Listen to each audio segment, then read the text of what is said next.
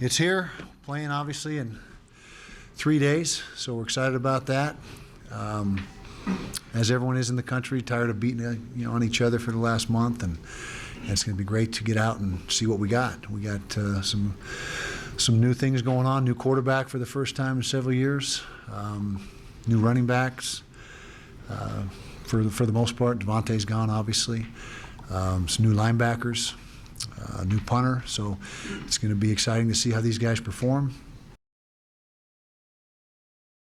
Every year it happens, just about every year, and sometimes multiple times in a year, and so we've got to be ready. They've got all our attention, they've got all our respect. They had a terrific year last year.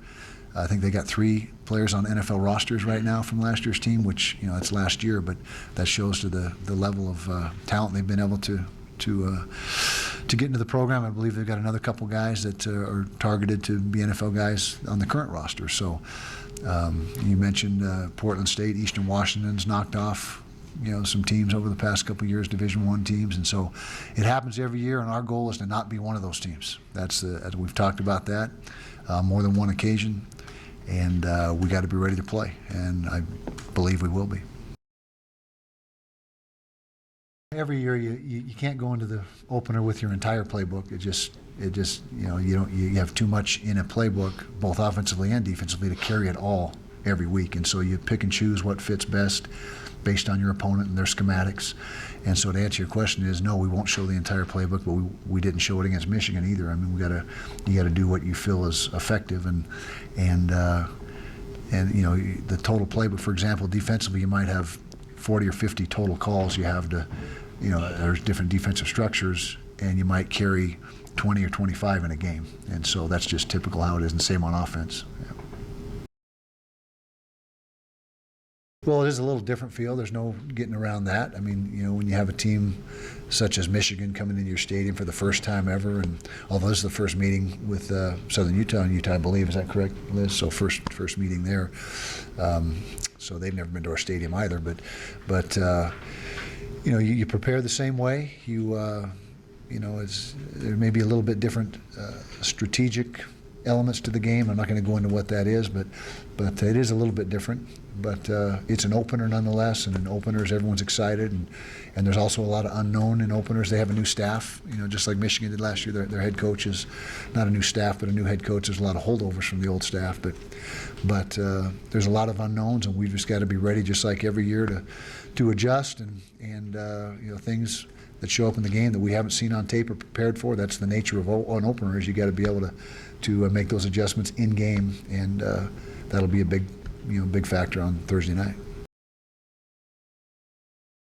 Picked up where he left off in fall camp and continued to be the guy that was performing the best, and it was by the 3rd week of fall camp it became pretty apparent that he had separated himself completely, and he's a guy that does everything you look for in a quarterback.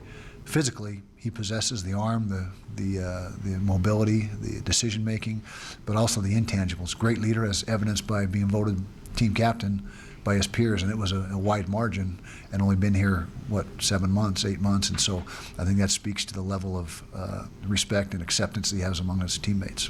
So we're excited to watch him play. Well, it's been a point of emphasis ever since last season ended. It's gotten much more attention in practice than ever before, and not that we didn't give it enough attention before, but we gave it. We made a concerted effort across the board to make sure that we have sunk enough reps into the throw game to get where we need to be, and hopefully we're there. But we'll find out. In practice we're there, but that's just practice.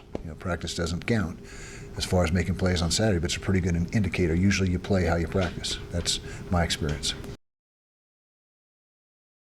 They're all getting, the 3 ends that get equal reps are Peta, Hunter, and Kylie.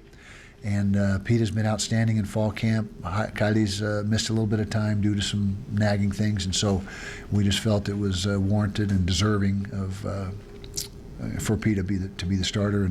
But like I said, they're all three going to be equal, just like we have the three tackles, Lowell and Flip and Passoni are three tackles. We got 6 guys that are really starters on the defensive line, and then a couple guys at each position behind those guys. Just what they've done in practice. Terrell Burgess was an outstanding kickoff return guy in high school, so he's a proven commodity back there. And Julian Blackman has proven to be one of the most pleasant surprises in camp, the way he's responded to the transition to Division I football and as a corner as well as a kick returner. And so nothing other than performance and what we saw on tape when we recruited both of them. You know, it may become a need to have Tyler ready and somewhere along the way, and if and when that time comes, we want to have as much game experience as possible prior to that. So no, there is no thought whatsoever to redshirting Tyler. You know, college football is a win now mentality. There's nobody that thinks any differently, and that's, you know, if a guy can help us win or is in a position where he may be called on to help us win, then you got to get him ready. Jason Thompson is the emergency quarterback right now.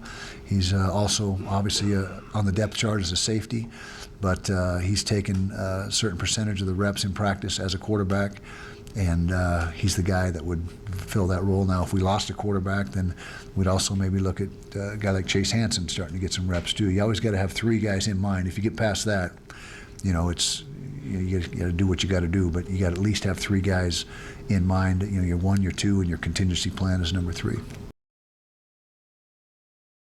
Well, we'll find out. As far as disrespected, you know, we were up to number 3 in the country last year, so I don't sense that we're disrespected. Are we a little underrated this year? Nobody knows, and I don't think we'll know until week 4, 5, 6, for that matter. I mean, to get true perspective on a season, on the landscape of where everybody is, I think you've got to, you know, it takes several weeks, because all of a sudden what seems like a big win, you know, early in the season turns out to have not been such a big win based on what transpired after that, or vice versa. You know, you get beat by somebody and it's like, wow, that was a bad loss, but as it turned out, you know, weeks later, no, not such a bad loss, you know, if there's such a thing.